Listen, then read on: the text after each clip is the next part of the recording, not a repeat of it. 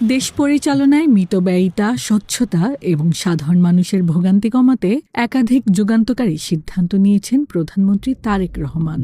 রাজধানীর তীব্র যানজট এবং ভিআইপি চলাচলে সাধারণ মানুষের দুর্ভোগের কথা বিবেচনা করে প্রধানমন্ত্রী তার প্রোটোকল বা গাড়িবহরের সংখ্যা ব্যাপক হারে কমিয়ে দিয়েছেন। এতে মাত্র ১৪ দিনে রাজধানীতে যানজট কমে ঘণ্টায় যানবাহনের গড়গতি বেড়েছে প্রায় ০.৮ কিলোমিটার।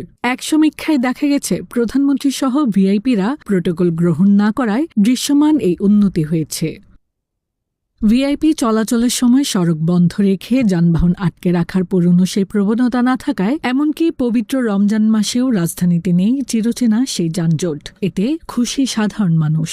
প্রধানমন্ত্রী যদি প্রোটোকল না নিয়ে বা রাস্তা বন্ধ না করে উনি নর্মাল ওয়েতে চলাফেরা করেন, মন্ত্রীরা তো অটোমেটিক্যালি ওনাকে ফলো করতে পারবেন, তাই না? উনি রাস্তা দেখাচ্ছেন, উনি বলছেন যে এইভাবে করা উচিত।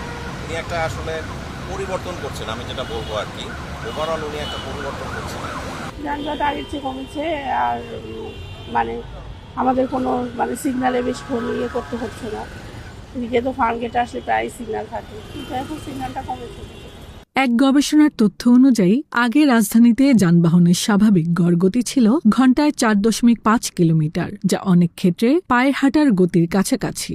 বর্তমানে সেই গতি বেড়ে দাঁড়িয়েছে ঘণ্টায় ৫.৩ কিলোমিটারে। প্রধানমন্ত্রী তারেক রহমান দায়িত্ব নেয়ার পর গত ১৪ দিনের পরিসংখ্যান বিশ্লেষণ করে এই উন্নতির চিত্র উঠে এসেছে বলে প্রতিবেদনে উল্লেখ করা হয়। ফলে স্বস্তি ফিরেছে নগরবাসী।